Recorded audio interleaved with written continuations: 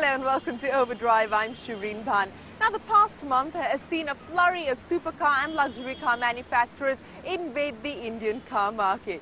After the Italian sensations Ferrari and Maserati, it's now the turn of the true British icon. That's right, Aston Martin, the makers of James Bond's favourite cars, are lining up their entire range for a launch in India. So we decided to send down our own super agent, Bert, to get you this Overdrive exclusive. So here's Bert's License to Thrill. Her Majesty's Secret Service's favourite secret agent's favourite supercar manufacturer is soon headed on a mission to India. Yes, Aston Martin, James Bond's choice of wheels, will soon be establishing itself in the Indian subcontinent. And one of the first cars they will offer is this, the V8 Vantage, in both coupe and roadster form. But unlike James Bond's wheels, this car won't have any machine guns or rocket launchers popping out of its bodywork. Neither will it have ejector seats or underwater submersible capabilities. What the Vantage has plenty of, though, are its gorgeous design and style details. This car is just as stunning as all those women 007 has left heartbroken or dead in his wake. Aston Martin, for decades, has always associated itself with strong visuals. That, like it says on its brochures, is all about beauty, fashion and soul. And the Vantage, both with the roof on or off, is absolutely soul-stirring. The lines are seamless, they flow gracefully from the hood and are wrapped sweetly around the boot. The details are equally stunning, be it the louvres on the hood, or the LED clusters, or the muscular stance.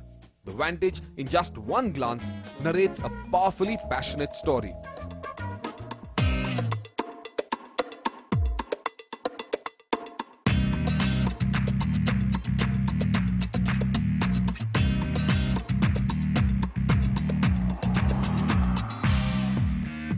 Now, this car is one of the first Aston cabriolets to be called a roadster and not a volante, which in the larger scheme of things may not seem very sexy to wrap your tongue around, but it's a lot easier to pronounce. And then the advantage of having this car, especially with the top down, is that you can absorb all that oral delight. This V8 sounds absolutely delicious at full clip.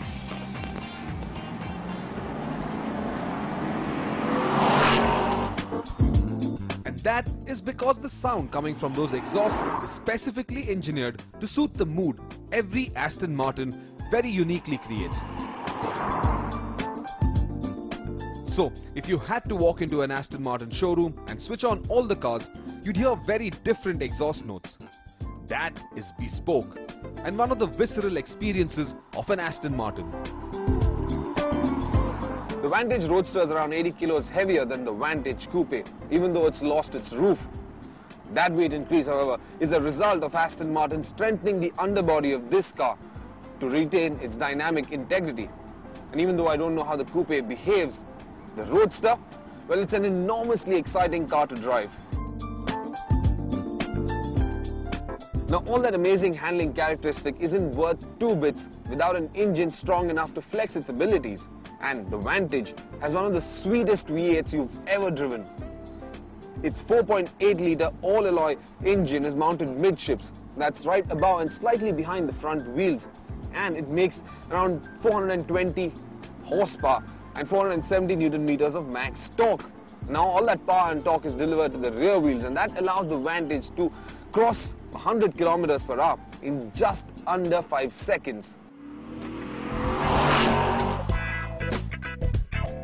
The interesting bit about Aston Martin is that all its engines are naturally aspirated, which means they're not turbocharged, which does not change anything, though enthusiasts would debate on how turbos dilute the purity of an engine. The Vantage's V8, however, is genuinely a work of handcrafted art. But I must add that this engine is best sampled pedal to the metal, driven at its very limits, and not in cruise mode as shown in those hip-hop videos. The Roadster I'm driving has a 6-speed manual transmission, but in all probability, the car that's going to come down to India will have a 6-speed automatic. And well, while this manual is a bit of a pain to operate, the automatic should offer plenty of peace of mind. In addition to the 6-speed automatic, Aston Martin also offers a 7-speed automatic gearbox with paddles behind the steering wheel on some of its cars.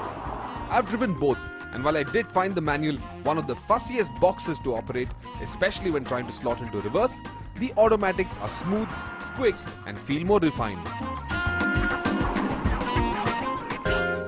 007 would certainly approve, because the next time he's on assignment in India, he won't have to be driven around in an auto rickshaw.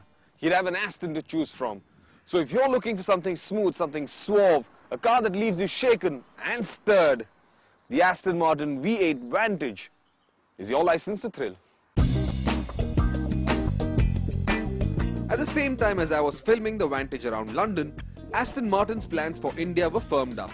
And what you're seeing is the Rapide, which will make its debut alongside the Vantage. The Aston Martin Rapide has a 6-litre V12 under the hood. It makes 470 horsepower and 600 Newton meters of max torque. And that makes it a very quick car indeed. But just how quick? Well, I'll reserve judgment for that when I drive this car exhaustively, and you should see that drive on the show in the future. But for now, the Rapide addresses a very niche segment, a segment that revolves around the 4-seater supercar.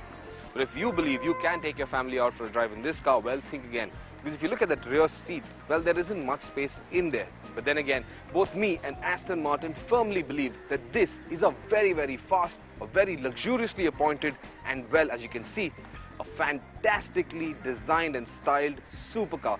Let me emphasize that word, supercar. This isn't your everyday family saloon.